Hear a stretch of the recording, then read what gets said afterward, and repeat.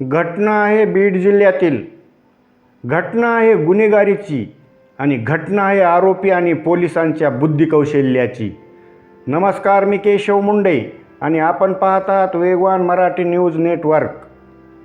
दिनांक 24/10/2025 रोजी बालासाहेब यादव राहणार खंडोबाची वाडी यांनी पोलीस ठाणे वडवणी येथे त्यांची सासू आशाबाई करांडे राहणार पिंपळनेर वय 57 वर्ष या दिनांक 24/10/2025 रोजी त्यांचे शेतातून घरी परतत असताना सायंकाळी 7 वाजेच्या सुमारास हरवल्याचे व घरी आल्याच नाही अशी मिसिंग तक्रार वडवणी पोलीस स्टेशनमध्ये दिली होती.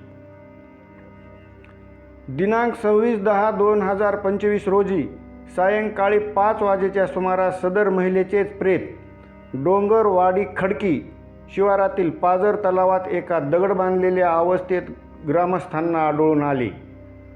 पोलिसांनी सदर प्रेत अंबाजोगाई येथे शवविच्छेदन करून नातेवाईकांच्या ताब्यात दिले.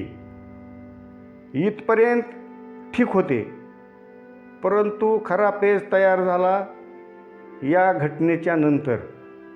सदर प्रकरणात आत्महत्या, हत्या की अपघात असा कोणताच अंदाज लावणे शक्य नव्हते. त्यामुळे या महिलेचा मृत्यू नेमका कसा झाला आणि कुणी घडवून आणला हे उघडकीस आणणे वडवणी पोलिसांसमोर एक मोठे आव्हान उभे राहिले होते. दरम्यान उपविभागीय पोलीस अधीक्षक शैलेश गायकवाड व अपर पोलीस अधीक्षक चेतना तिडके मॅडम यांनी घटनास्थळी भेट देऊन तपासाबाबत पोलिसांना मार्गदर्शन केले होते. सदर तलावाचे विरुद्ध दिशेस असलेल्या खंडोबाची वाडी शिवारात काही शेतकऱ्यांनी जंगली जनावरांपासून पिकांचे संरक्षण व्हावे यासाठी इलेक्ट्रिक तारेचे कुंपण रात्रीच्या वेळी घातलेले असल्याचे त्यांच्या निदर्शनास आले. संपूर्ण परिसराची पाहणी केली असता पोलिसांना ते तार दिसून आले. त्यावरून इलेक्ट्रिक करंट लागून तिचा मृत्यू होऊ शकतो या निकषापर्यंत पोलीस पोहोचले.